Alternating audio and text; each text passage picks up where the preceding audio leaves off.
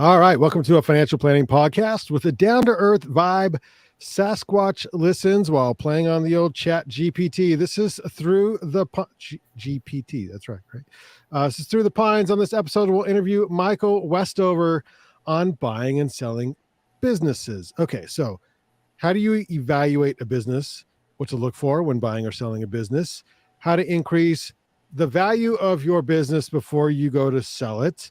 What are those steps that you can do before? And we'll dive into a lot more. That's the basics. That's the overview here with Michael. So we're excited to do this interview version. We'll cover those questions and more on this episode of Through the Pines. Introducing the Forbes Best In-State Wealth Management Teams for Utah, Baxter, Nelson, and Associates, as well as the Advisor Hub for fastest growing advisors to watch under $1 billion.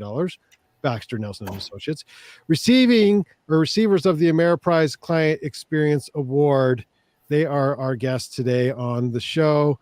Brandon Smith, Rex Baxter. Is it still Baxter Nelson? How's Nelson hanging in there, Rex?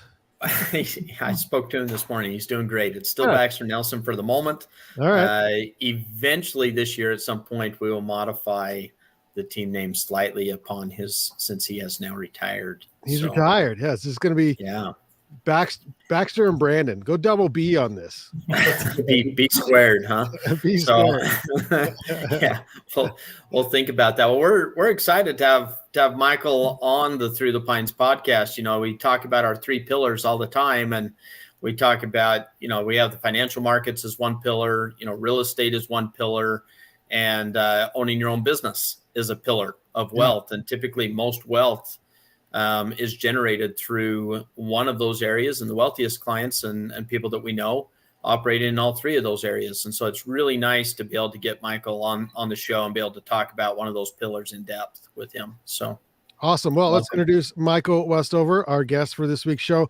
Michael, when you're on an airplane and someone asks you what you do for a living, what do you tell them? Whatever I want. That's a good answer. That's a really good answer. And a lot of people would love to say whatever I want. What's your morning look like? What's your morning routine? Yeah. So the short answer to that is I help people buy and sell businesses, but I get up in the morning when I want, unless I have an early morning meeting. I don't try to rush it anymore. I used to, get going way too early. And then I figured, you know what? I work for myself. I can do things. I can push meetings back. And so I usually start around 9 o'clock in the morning and then work until about 11:30.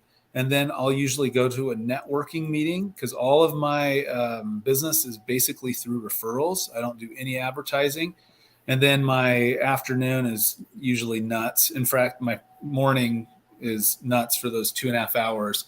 So it's just constantly juggling the buyers who are wanting more information about certain businesses, the actual clients themselves who want to know where things are going. And then, employees, just helping make sure that we're managing the accounts properly and that we're taking the proper steps. So it's fun. Every day is different.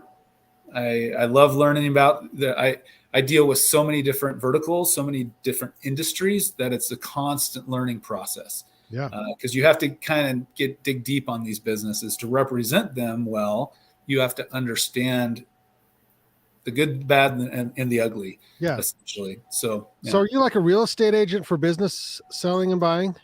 Yeah, it's similar to that. I do go out on site and, almost like a real estate agent would to show the home, to show the business. But typically that's a later stage after there's already been significant due diligence that's been done by the buyer. And then we'll meet the owner and we'll do a tour. Sometimes they'll drive by the business and look at it or pop in and get a pizza or, even get their car work done, whatever the business is. So, that's probably a fair way to look at it. Okay.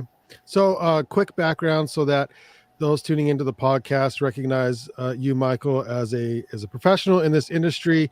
How did you get here, and what's your accreditations to beginning? One day you just started selling businesses, essentially. Yeah. So my background is actually in education. I was a school teacher for 5 years, and I was a school principal for 15, I worked in a couple different school districts, kind of the flagship high schools for those districts. And then about the time the charter school movement was happening in Utah, I saw an opportunity there and started my own business, a consulting business, and basically ended up working primarily with charter schools because there was such a need. A lot of competent, great people on these boards creating these cool schools, but no one really understanding how to navigate the system, frankly, because it's public funding. And so you have to be very careful about how the processes you follow and establishing these schools. Fast forward, so I ended up working. I started a couple charter high schools, but most of these charter schools are mostly K through 8, so elementary, junior high school. So it was kind of a fun shift. Instead of joking around with the high school kids, a lot of little kids running up to you and giving you hugs, and you're like, who are you? But just a total shift. So lots of fun, enjoyed it. But there came a point, kind of like I said, with, well, how do you spend your days? What do you do? I do what I want. There came a point where I was like, why am I still doing this? This is a heck of a lot of work. I don't owe any money, any money. I can do whatever I want. This was, several years ago. I'm still fairly young.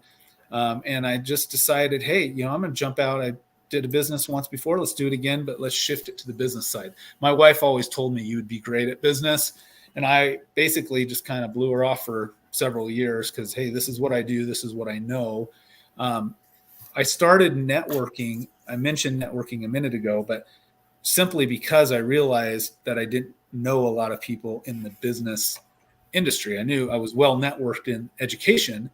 But I jumped into business and didn't know that many people. So I started attending networking events and started making relationships there.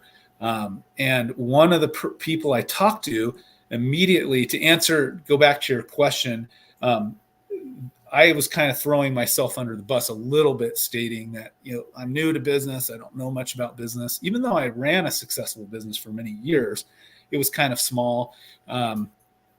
They pretty much said, well, wait a minute, you have these charter schools, you have to get like hundreds of kids committed before you even open the school to even get funding. And you have to get the facilities, and you have to get the computers, and hire the teachers, and they have to be highly qualified, and you have to do the food services, which is crazy with federal regulations, and you have to do the special education, you have to do all this stuff. And I was like, yeah, it's crazy. And they're like, holy cow, dude, you know a lot more about business than you think you do. And I got to thinking about that, and it's very true. Yeah. Business, frankly, and I know this is kind of a tangent here, but business is a lot easier than starting a public school. Let's put it that way. Interesting. Yeah. Well, and I want to ask you about how to value a business, but when your wife said you'd be good as a business person, what traits did she see in you that would suggest that? Why would she say that? I don't know. I think she was lying. She probably just wanted me to do something else. She's a good wife. That's why. Yeah. Well, I was running several schools at the same time. So I would be principal at this school on Monday, and then I would go to this school on Tuesday because I own this business, and people keep approaching me. Hey, can you just be our principal? And I would say, I can't. I have other Well, why don't you do it part-time? You can hire assistant principals. And so but at the end of the day, the buck stopped with me. It's a lot of responsibility. It's people's kids. There's lots going on in schools. And so, like I said, there just came a point where I remember driving to one of these schools one day. I looked around the valley and I was like, man, there's a lot going on here that I don't know anything about. And I just remember thinking, it's time to maybe make a change. And so I think she knows that I'm a hard worker. And I think she knows that I'm detail oriented and I'm not the stupidest guy. I'm not the smartest guy, but maybe I in education terms, I was making pretty good money, but my first year in business, I made more money than I did 20 years in education. So it's not all about money. I got into education to make a difference and to do something meaningful. But I sometimes tell people I did my 20 years of community service. You did. Well, you're making a difference now because you're helping people get the most out of the business that they put their heart, soul, blood, sweat, tears into to build. And so you've worked with multiple different types of businesses, and everyone, I'm assuming, assumes that their business is worth way more than it is, potentially.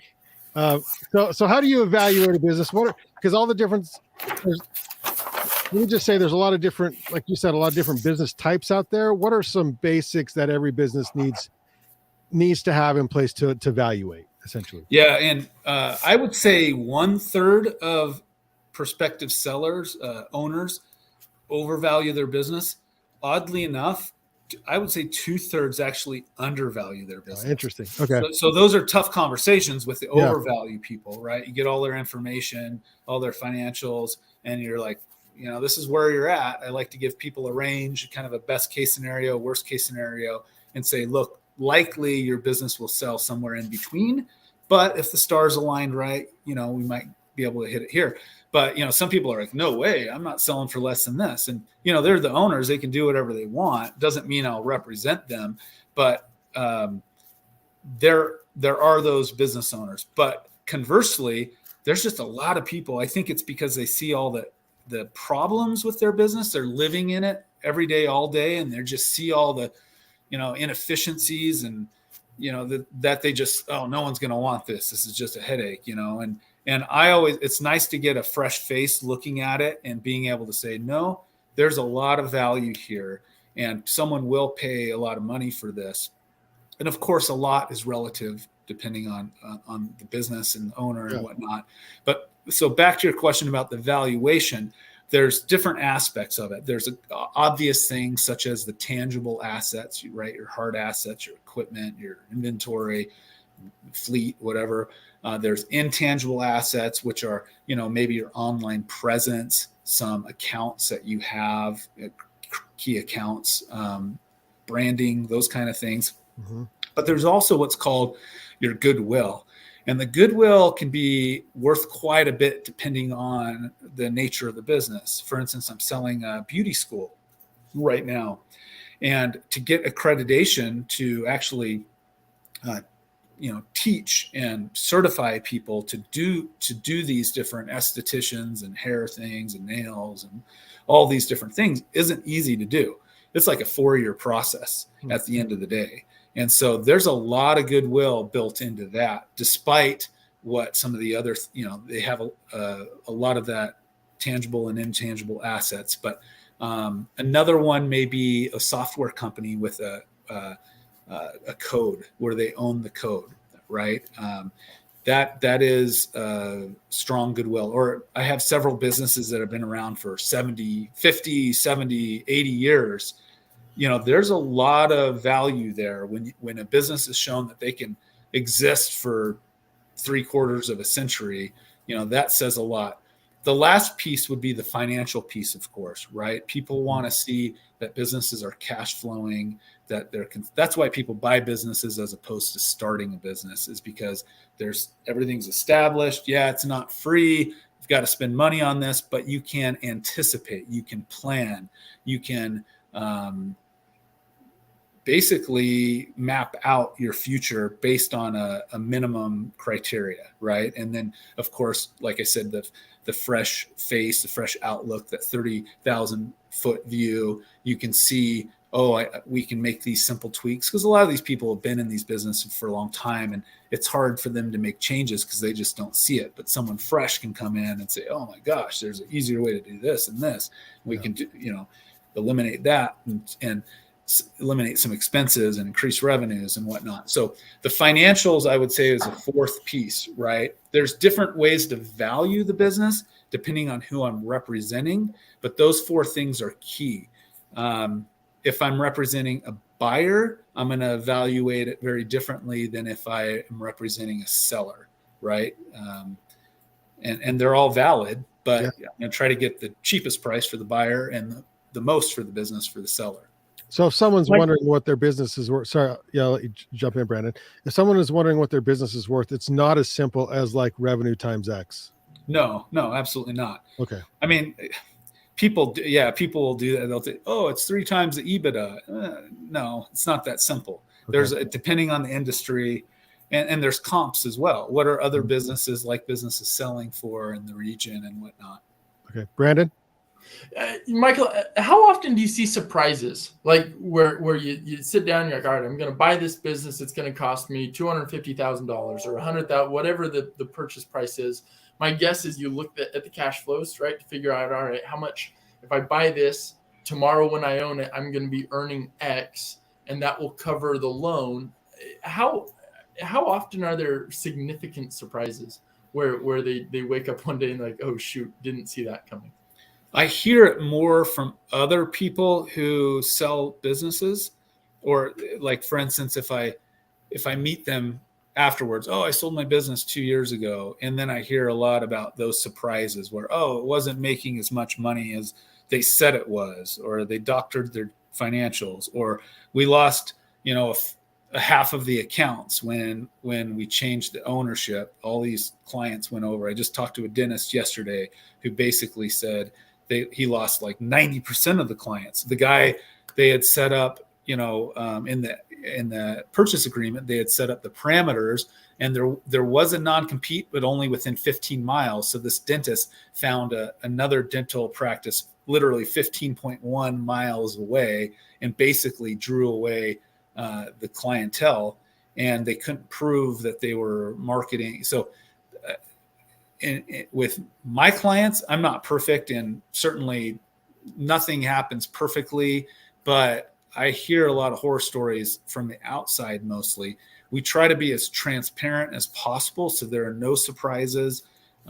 People understand that some clients will typically leave with new ownership, but there are things that you can do in advance to kind of prep for that, and maybe not eliminate it, but reduce it.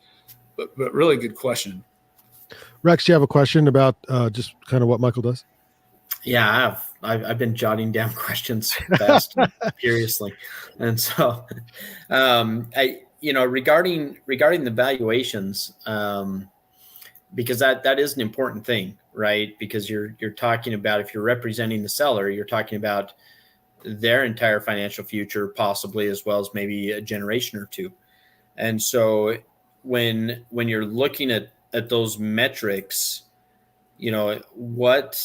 what metrics are most commonly underlooked when you come in, or when you're competing against, them doing it themselves and trying to sell a business on their own?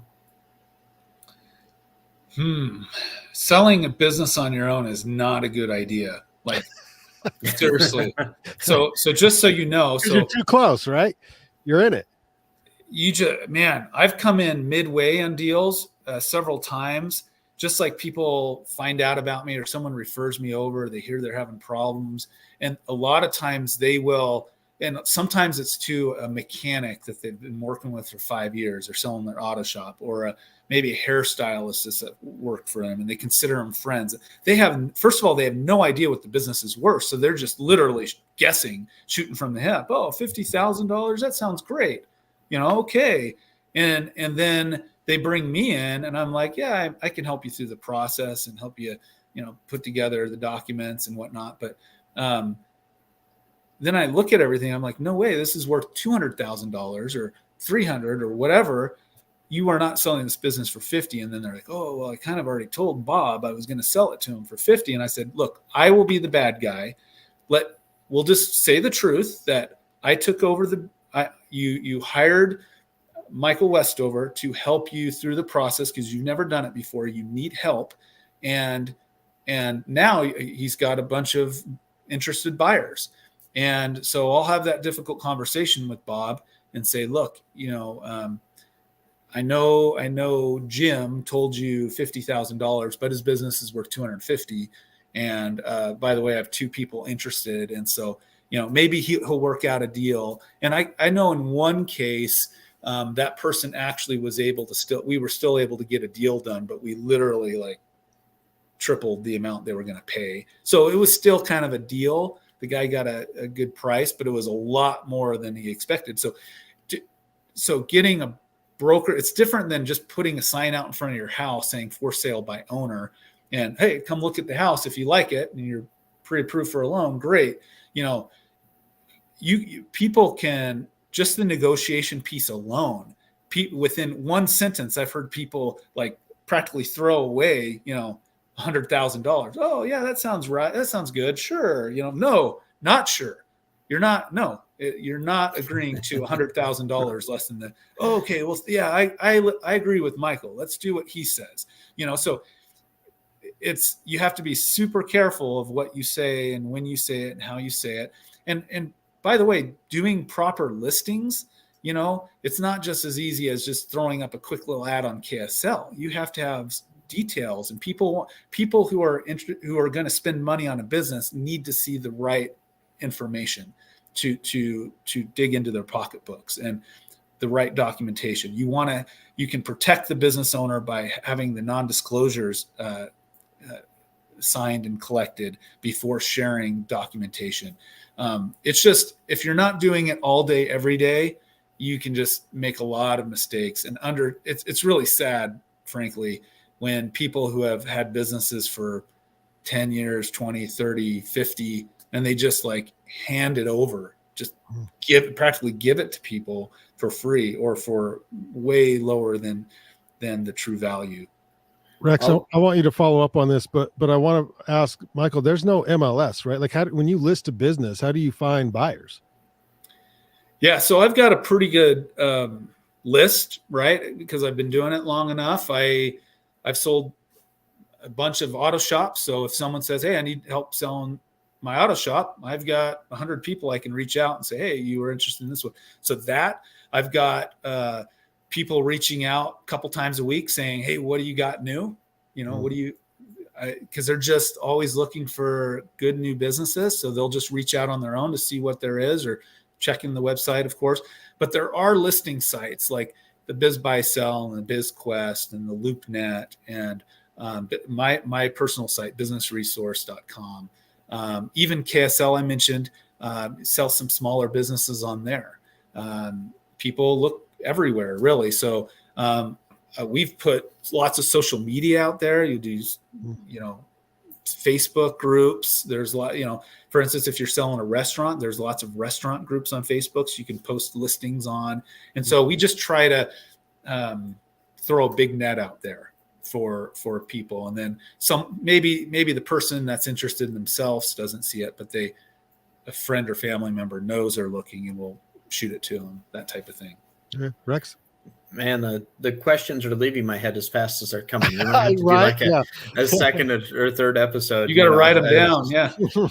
I am. It's interesting. I think about a lot of the different business owners that we work with and the kinds of businesses that they run. And two kinds that come to mind a little bit is kind of transactional based businesses. So like a law firm or things like that, where it really comes down to the person and their intellectual, knowledge and capabilities.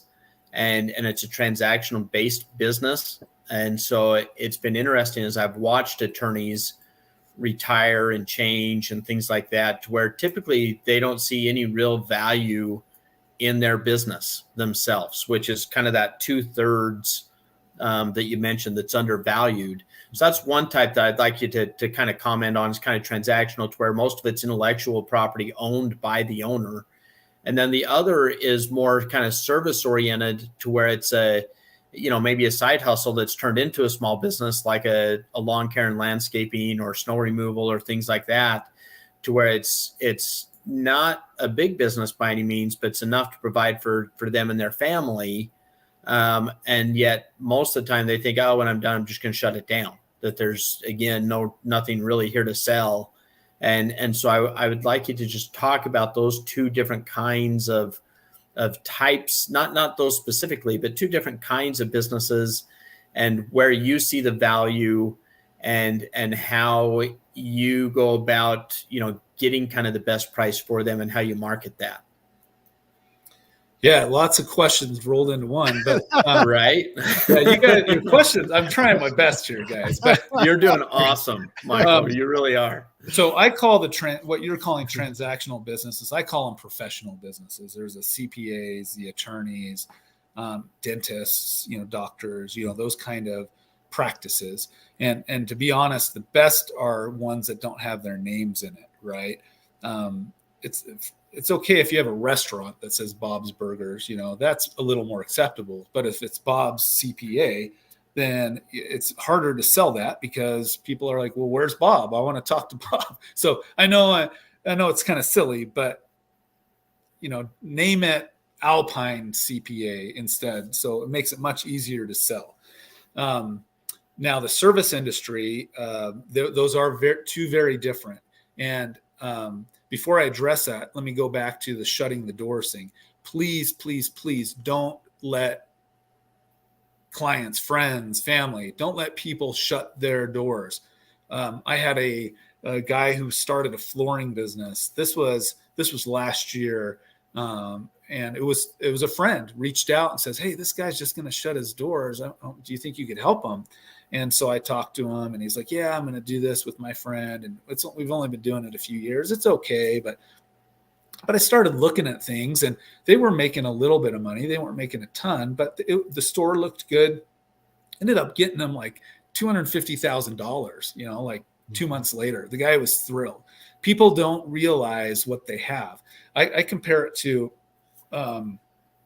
like a garage sale for businesses. Like some people, right? Some people want stuff. Some people don't. What one person's garbage is another person's treasure. And so just because this person's ready to move on doesn't mean someone else is like, oh, that would be perfect. I would love that. And it's actually okay that there's these problems because I don't have money. If those problems were solved, I wouldn't have money to pay for it. And so I always tell people there's two sides to every coin, right? If this business was cash flowing better, or if they had a better online presence, or if their fleet was new, whatever the criticism is, okay, there's some things to do, some things to work on. But if those things were in place, that business would cost a lot more money. So you can look at it either way. Just don't let people close down their business. I always say there's two things. Brandon's heard this before, but there's two things every business should know. They should know their value currently, and they should know their plan, where when they plan to exit. And I always call it the rate, the state, or the date. Those are my three. And I coined that, by the way. I know it's amazing. But Yeah. but the date is simple, right? Some people are like, oh, it's 65, time to sell my business, time to exit. The rate could be, oh, well, I plan to sell it when I hit 20 million or 5 million, whatever the case may be. Or the state is when my kids are old enough to take it over, that's when I'll exit. Or when it becomes absentee owner and I don't have to do it anymore, then I'll sell it off. Whatever. People own businesses, as you indicated earlier, for lots of different reasons. There's not a right or wrong, but the first step is knowing where your value is, what you're worth. The second step is knowing the plan. Begin with the end in mind. And it doesn't matter if it's a rate, state, or date.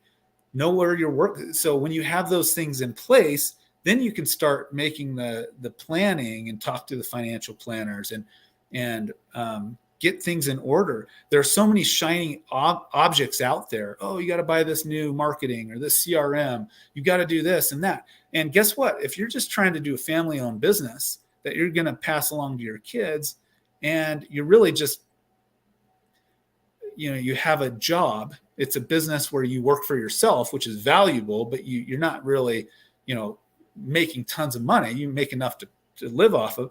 You don't need necessarily to be spending money on all these shiny objects. However, if your goal is to scale to 5 million in 2 years, then yeah, you're going to have to spend some money on some of this marketing and some of that new marketing and this and that. And so that knowing those two things should basically help the business owner make daily decisions along the way. Sorry, I'm not being more articulate, but no, I'm with Rex, but I'm like more questions than we can even get out at this point. So if someone has their own business and you said they should know what its value is, well, where do they start? Where do they go for resources to even begin to evaluate or know the value of their own business? Yeah, you're looking at them right here. Yeah. Now, most people will do. You can spend now. You don't. So if you're in. So you need a formal valuation if if there's a partner split, like there's some kind of litigation, or there's you're going public, or you're getting a divorce, and there's there needs to be something formal in place showing that the business is worth this much because wife wants half of it or partner wants half of it, right? But in most cases, most businesses just need to, I could create a 30-page valuation that no one's they just flip to the last page to see what it's worth. They won't even read any of the rest. So basically, I cut to the chase. I go through all those factors we talked about before, and you have to go through it several times and look at different ways of doing it and finding what's going to work best for the buyer. But at the end of the day, most small business owners just want to know where they're at. And sometimes they're ready to sell, sometimes they're not. I'm happy. A lot of times I encourage people not to sell. I say, man, I can feel it. You're so close to just going big, right? And I'll do some free consulting, like do this and this and this, and it'll help you get there. And your business is going to be worth double next year. And at that point, you may want to sell or not. But I'm in no hurry. I can't speak to others in my profession, but I'm in no hurry pushing anyone into selling before they're ready. And frankly, it's more of a win-win if we can get that business in better shape so that in a year it's worth more. It's easier to sell. And I hope I didn't skirt over your professional versus service industry question earlier, but they're very different industries and they have very different multiples. And the service industry is hot. I mean, I probably have like 30, 40 businesses right now in the service industry. There's lots of opportunity there, but it's 100% different. It's a book, like you said, the intellectual property, the professional industries, it's more of a book of business sale. And so what you have to do is you have to validate those accounts, the number of years you've had them, for instance, because people can jump ship pretty much whenever they want, even frankly, if there's a contract, but being able to show that, oh man, I've had this client for 5 years and these clients for 10 years and these clients for 1 year, that can help the valuation quite a bit in those kind of professional businesses. I didn't mean to skip over that. No. So you say that, service businesses are hot. Is that from a buyer's perspective or a seller's perspective would be the first question I would have? I would say both. The weird thing is there's not a lot of barrier to entry in the service industries, right? I mean, a lot of times you don't necessarily need any special license, or heck, you could be a general contractor and go to school for like a day and get a license. And so there's not a ton of barrier to entry, but still there's lots of, and maybe that's the attraction. There's just lots of people looking for that. Maybe they're sick of their corporate job and they just want to be their own boss. And they're like, man, I could, like you said, I can landscape and just provide for my family and work for myself, or pest control or whatever. And so there's a lot of businesses out there on the market in the service industry and lots of buyers. Okay. So next question I have for you is how are you compensated? How do you charge on a seller side versus a buyer side versus just a valuation or things like that? But how are you compensated, Michael? Yeah, so I can, if a person just wants to know what their value is, for 10 years from now to plan ahead, they know they're not selling now, then I am going to charge a nominal fee because it takes time gathering all the data, putting it all together, being accurate. But we're talking like $300, I've done it fast. I can do it. Right. That's like a house appraisal. So I can a la carte it, or maybe if they just, like I had a seller who recently said, oh, my brother-in-law works for Wells Fargo in the M&A industry. And he already did a valuation on it. And he can help with maybe he was an attorney. I can't remember, but we have that, but we want to get, we have a couple people interested, but we want to get more buyers. Okay. Well, then I can blast it out there. I can a la carte that piece. So I always say there's 3 pieces to selling a business: the valuation piece, the finding process piece, the search, and then all the legalese stuff after that, right? Like we indicated before, the negotiations, the letter of intent, the deposit, the due diligence, the down payment, or the purchase agreement, the closing, the transition. I couple all that stuff into that third step. So valuation, the search or the finding process, and then all the processes involved in making it happen. And so I can a la carte those things, but 90% of the time I do all of them, right? My compensation is a flat 10%. I know a lot of others in my industry, that's minimum they'll do. I do that every time. I don't charge upfront fees, which is typical. You can expect to pay $5,000 up front just to get started. It does cost money to list these things on these different sites, and it takes time. But I always tell people, if I'm not buying your business, then I can't promise you anything, right? I'll do my best, but I want to sleep well at night. And if you haven't paid me anything and it's not selling, a lot of times, frankly, the businesses that don't sell are the ones where the buyer, that 1/3 I was talking about, where the buyers or the sellers say, no, I don't, that best case scenario I mentioned, they're like, no, it needs to be at least this. And then I'm too much of a pushover. I say, well, we can try it, see how it goes, but almost without exception, it just doesn't sell. People don't like to be taken advantage of. People aren't stupid. They're not just going to give their money away. So eventually, after a few months, it comes down to where I said it should be. And then sometimes you lose prospective buyers. They were ready. Now they're gone. And so there's a risk to trying to go too high. But, at the end of the day, I'll help people where they're at. It's not my business. I'll try to accommodate them. I'll try to be transparent and upfront with them so that they know where they're at and they can make valid decisions moving forward. Yeah, it's been interesting as I've watched some of these over my 25-year career, right? To watch some of those that came in higher on their estimates or their valuation guesses, if you want to call them that. And so they start really high, and then it's actually done a lot of reputational damage on the sell. And so they've had to come in a lot lower than what they probably could have gotten had they just priced it accurately from the get-go.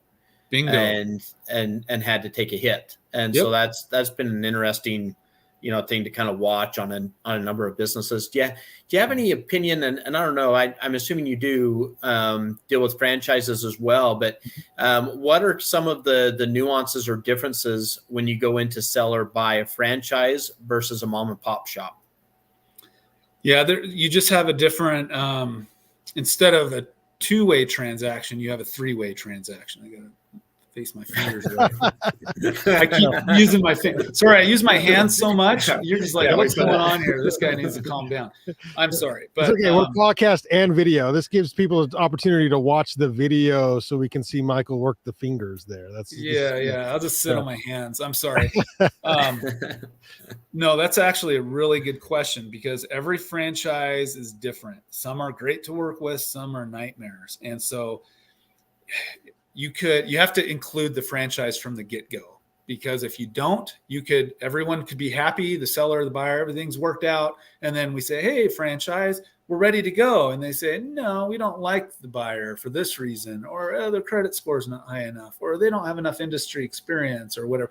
So I always, again, with transparency from the get-go, get the corporate involved, make sure all the paperwork, they usually have their different process and we have to follow their steps. Sometimes they have documentation that they want us to use, at least as a template of some sort. So doing franchises complicates things for sure. But if you do it right, usually you can get through it just fine. Speaking of franchises, though, I'll kind of pivot just for a second here and say, hopefully this goes without saying, but people need to be very, very, very, very careful when buying a franchise, especially if it's not a well-established franchise. It seems like a lot of people are coming to me saying, oh, I want to sell my franchise. And I'm like, I don't even recognize, is this franchise is this new? Oh, no, they've been going for 20 years in Texas or something. But I'm the first one in Utah. And I'm like, okay, they should be paying you to be launching their brand in Utah, not the other way. And these people pay tons of money not up front and then every month. And one of the reasons why they're selling is because it's hard to pay yourself and pay a franchisor as well. And so you need to read talking to someone like me to help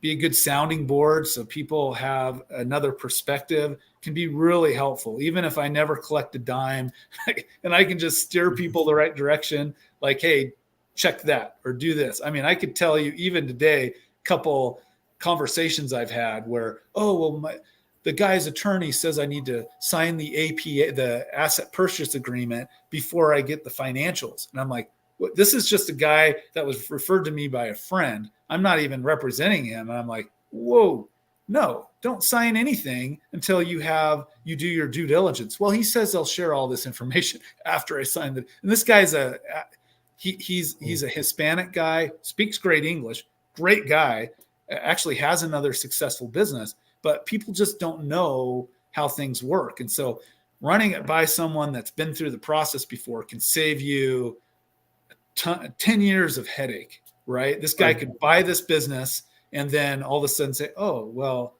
this isn't what you told me. Well, you can't, I never said that. You can't prove that. Well, why'd you sign the document? Didn't you, So right. I'm like, dude, that's his attorney. Don't listen to someone else's attorney. Listen to your own counsel, right? Yeah, it's interesting. We always say on our show that, people make terrible decisions when they're emotional about things. And I'm sure it's the exact same here, that people get emotionally tied to the idea of owning that franchise well before they even start to look at the financials. And that's when they start to make terrible decisions because they're not bouncing it off a third party such as you to get an unbiased opinion and an order or a methodology of going through, a process to get that transaction done. And so I'm sure that that's where a ton of mistakes are made and people get in over their heads. And that's where you see bankruptcies or fire sales or things along those lines. And so, it's really sad. There are great deals out there and there are not great deals. And just being able to talk to someone and, don't just ask for, if you're a buyer and you're going on one of these listing sites and you're like, here, send me information on this. I get lots of, private equity firms, lots of these guys who are just looking at, hundreds of these businesses and just making kind of from the hip decision. Oh, the financials don't look good enough. If you're going to find a good business, not even a good deal, but a good business and a good deal, you've got to dig a little deeper than just getting a P&L and looking at, what the total sales are and what the net is at the bottom. There's people do their books very differently, and you've got to look for what we call in smaller business, we typically base it on what's called the SDE, the seller's discretionary earnings. Over 3 million, you're looking at more of EBITDA, but do not just assume that, I've got this document, so that therefore I know the business. People miss out on a lot of great opportunities just because they won't pick up the phone and ask a question to get more information. What advice would you give? Sorry, I'm hogging the phone here, or the phone, the podcast. Rex is in the 80s. It's all right. Yeah, I am in the 80s. Yeah, I can't wait for the background music for this one. So what advice would you give? It seems like I get a lot of questions from parents for their kids. So a lot of 50, 60, 70-year-olds asking for their kids that are in their 20s and 30s, or the 20 and 30-year-olds that are trying to buy a business, interested in buying a business. They have no idea what kind of business or what to even look for or where to start. So what advice do you have for people to do or steps to take before they contact you, before they bring you in on evaluation or looking at the buy side of a transaction?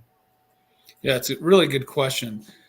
I would say, to be honest, I would say not having a clear picture of what you want can actually be a benefit. So a lot of people reach out saying, I want an Italian restaurant, right? Okay, well, here's a couple that you can look at for sure. But if someone else says, look, I've got $300,000, what's my best option for a business? I'm not really sure what I want to do. I know I want to own my own business. I know I want it to eventually be absentee owner. I'm okay being owner operator at first.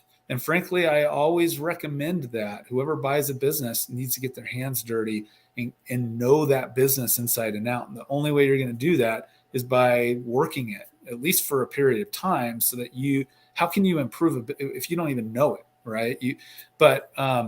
I have 10 questions, for instance, to answer your question, that I would send a buyer and say, look, we can spend literally all day talking about all these different business options. And I can tell you the background of them. I can tell you about the owner. I can tell you the story, the situation. But I don't have that kind of time. You don't have that kind of time. So here's some simple questions. And then I can filter and I can hone in on, okay, here's 6 options that meet your needs. And so obviously if you want an auto shop or a tow business or something, great. I'll send you those businesses. But I think people are smart when they say, what kind of great deals are out there right now for sale? And, maybe you have a geographical area, or maybe you don't want a brick and mortar, or you want an e-commerce, whatever. That opens the door for a lot of conversation around things that you may have never even considered that may end up being, your best decision ever. Because newsflash, people contact me way too late. Like the best time for a seller, Brandon knows this, to reach out and talk to me is 2 years before they plan to exit. Like it doesn't happen overnight. You're not listing a bicycle on KSL. If this is an established business and you've got things, it takes time to find the right buyer. It doesn't happen quickly usually. And so, and if I have time to do some basic consulting with the seller, then we can get some stuff in place, right? I always compare it to like you said, selling a house. There's some, you can paint the front door, you can plant some flowers. There's some simple things you can do to raise the immediate value and make it look a little more valuable. But in the end, some of the underlying issues, that gives us time to address those issues that will make it a lot more valuable. And those things just don't happen quickly.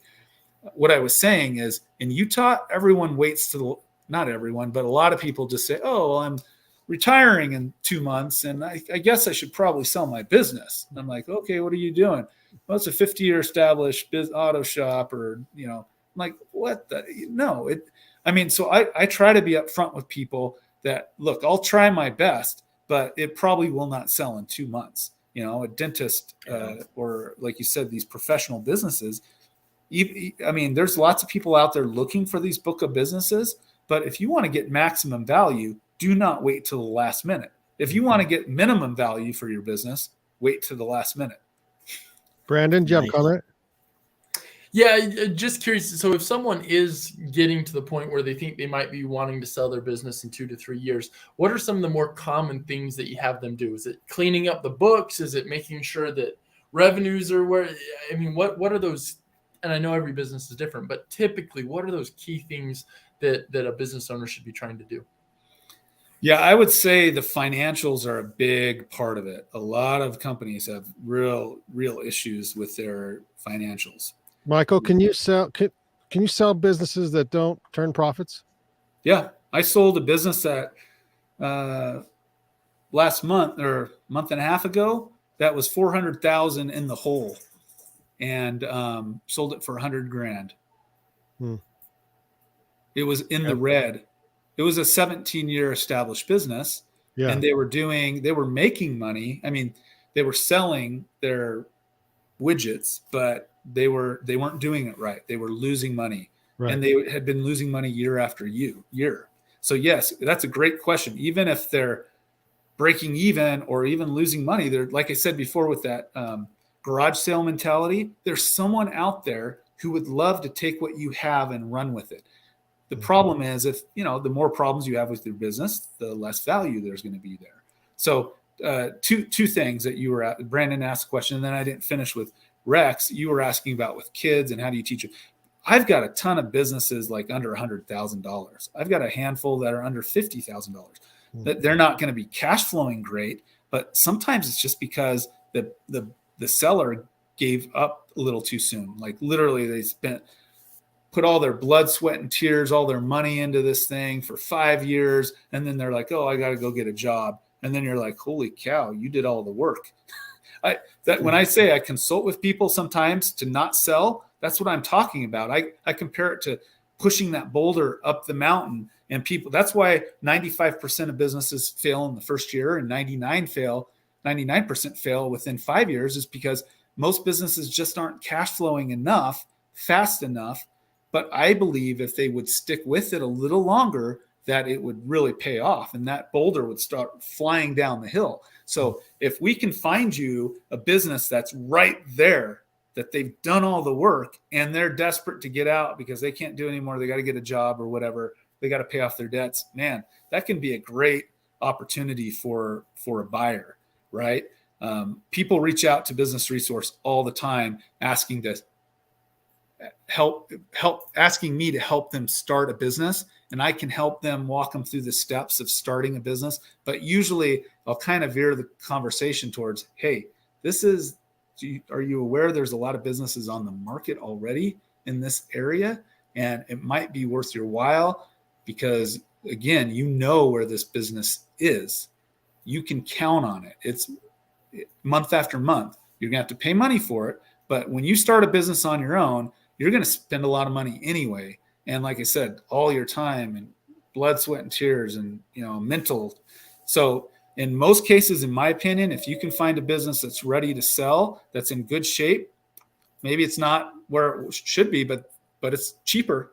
And then I would do it. Now, back to your question, Brandon, sorry, jumping around because I don't think I finished Rex, but Brandon, you were asking, summarize quickly one more time. Just a couple things a business should do to make sure everything's like in check. 2 to 3 years out, what do you do to make sure? Yeah, just those things I talked about at the very beginning. The goodwill, the longer. Sometimes people reach out to me and they're like, "Oh, we've been in business 2 years." I'm like, "Well, that doesn't bode well. That's a red flag." Maybe at least hit 3 years. Just be in business a year long. So your branding, your intangible assets, your get a better logo. Or some people don't even have websites. I'm like, stinking pay some high school kid $200 to build you a website. The first thing people are going to do when they're interested in a business is they're going to Google you. And some of these businesses, frankly, some of these service businesses have been around for 50 years. These older gentlemen, right? They don't have Google My Business. They're not online at all. And so for half the stuff is free. You can put up a Google My Business for free. You can put a Facebook business and you can do all the social media for free. The website might cost you a couple bucks, but that's a simple thing that can be done. Taking care of your your physical hard assets, really the financials, I'd say, are the big one. If we have enough time in advance, and that lends itself to what you're doing, obviously, talk to a financial planner who can look at this and say, oh my gosh, you're miscategorizing this really, because at the end of the day, what you want is you want to minimize expenses and you want to maximize profits. What a lot of these businesses are doing is they're trying to mitigate their taxes. And so they're expensing everything they can, right? And then their taxes show that they made $5,000 last year. But that's why we go off of what I called the SDE, the seller's discretionary earnings. So we have to backload all that and say, no, look, they did a home improvement project. They went on this trip. They got their daughter's races. Yeah. And even cash. Some of these businesses, like tow businesses, they do a lot in cash. Well, guess what? You have to show that in the bank. You can't just say, oh, well, I've got a gun safe full of a lot of cash. I'll show you. People need to see solid financials. And so starting in advance, talking to me or you and saying, look, let's minimize your expenses as much as possible. And let's put as much revenue in there as possible. That's going to make it very attractive to buyers. Whereas a lot of these people who contact me last minute, it's just like a nightmare trying to fix their financials, and try to walk people through what's really happening, what their owner's compensation truly is. Michael, it's 2023. Everyone has a social media account. How does that get evaluated in the value of a business? Is it like, per 10,000 followers, it's worth this much money, or does it matter? Like, there's not really an algorithm that I know of. But yeah, the more followers, the more likes, all those things do matter.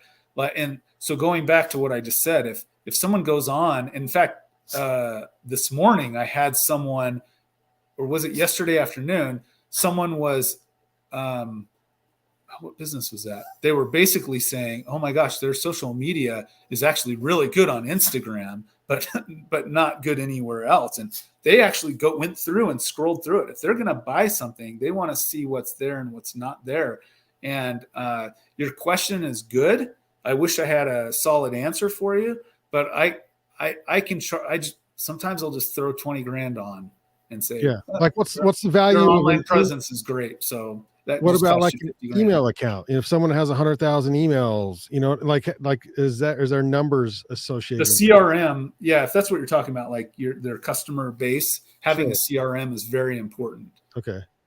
Yeah, okay. Having the client information is huge. Okay. And because a new buyer can leverage that. A lot of times these owners, they have this information, but they don't utilize the data in any way. But someone new that understands it and knows how to use it can leverage that and send out, promotions and, text messages or emails and get a lot of businesses. And sometimes just getting a new person in that chair can make a big difference with one minute the business is kind of successful. The next year it's like booming just because it needed a different perspective, someone with some fresh energy.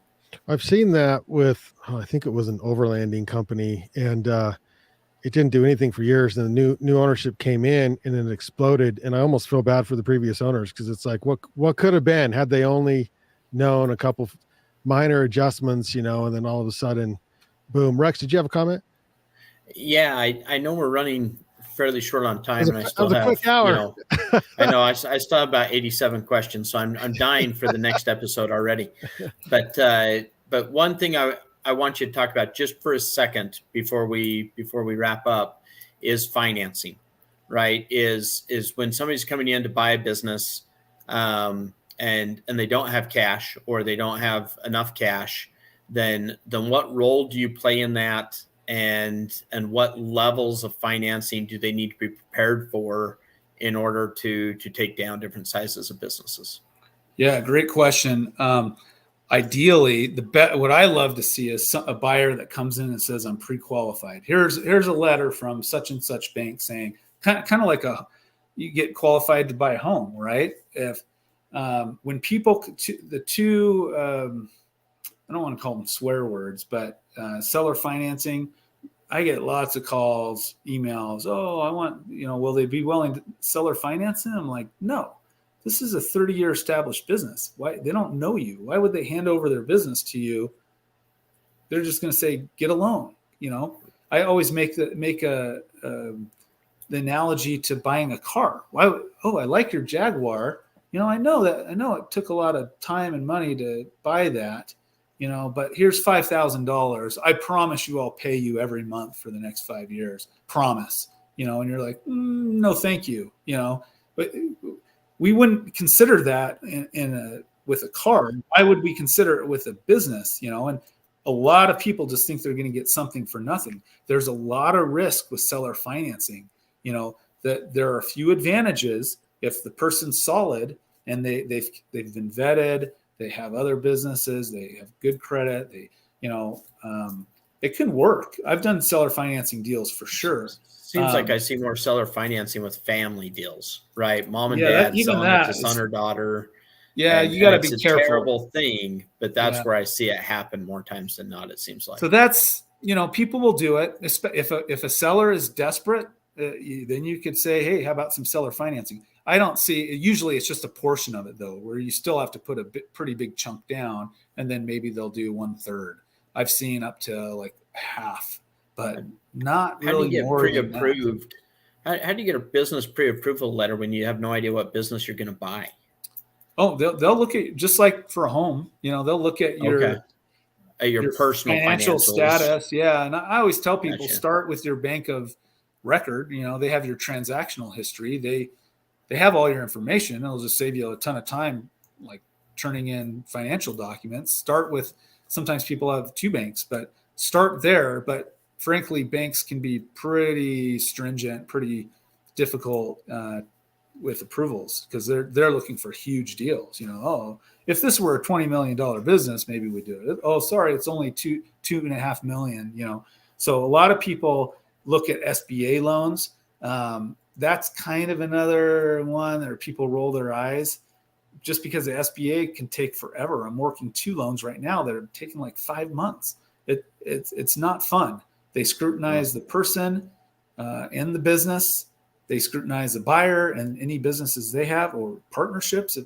The SBA scrutinizes everything, and they're understaffed, and it takes a long. And by the way, the banks usually do their pre-approval stuff, which adds time to it. So sometimes you can't get around the SBA, you know, especially if it's above, you know, $1 million. You know, most people, even if you have a couple $1 million, most buyers aren't going to put all their cash into one business. They're going to want to leverage it and use it in different ways, right?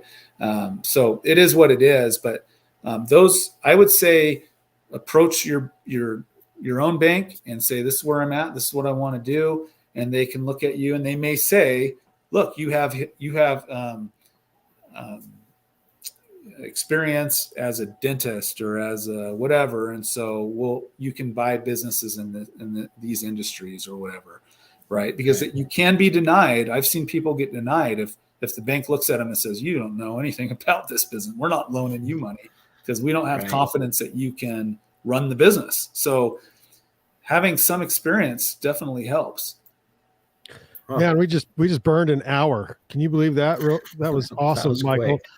So I've got, let's do this rapid fire real quick. So these would be like 1 word to like 1 sentence answers for you, Michael, on 4 questions. Number 1, biggest mistake you have made representing a buyer. I would say allowing the 1 word. Sorry. No, 1 sentence. Allowing the seller didn't want to take a deposit from a buyer to keep one business it you wanted to buy. Or what? The one business you wanted to buy. I did buy the business I wanted to buy. That's a nice thing about doing what I do, is I can pick and choose, you know. Yeah. Which was? It was a wholesale liquidation company. Okay. Most common mistake when someone is building a business that they don't look at for the future when they go to sell. I would say having that end in mind, having an exit plan. The first day you own a business, you ought to have an exit plan.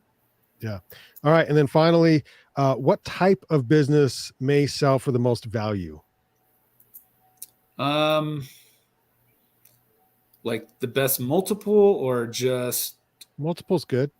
I'd say service industries. Some of these service industries can get up there, like pest control. I've been up to 7x on some of those service-based businesses. Awesome. Michael, I'd love to have you back, man. That was a quick hour. So we'll give it a few months and then we'll invite you back and see what you're doing. Cause we didn't really talk about buying, you know, like if I'm going to go buy a business, what am I looking for? And I'd be certainly interested in more of that side. We talked a lot about selling today and setting your business up for success on the sales side. So tips and tricks of buying. Sure. Yeah. Sorry. Sure. I get long winded. I'm just talking to myself here all day. Thanks for. I love it. That was fantastic. Yeah. Michael Westover, how can people find you? If they have questions, they want to get a hold of you, what's the best way to get in touch with you? Phone number is 385-528-8584. I know that's lots of 8s. My website is businessresource.com, but it's spelled phonetically. So you got to pretend you're in first grade. It's spelled B-I-Z, like biz, N-I-S, resource.com. So businessresource.com. I like business with a Z. All right. Thanks for joining us, Michael. We will see you all on the next episode of Through the Pines. This has been Through the Pines, reminding you to use yesterday's dollars to finance tomorrow's dreams.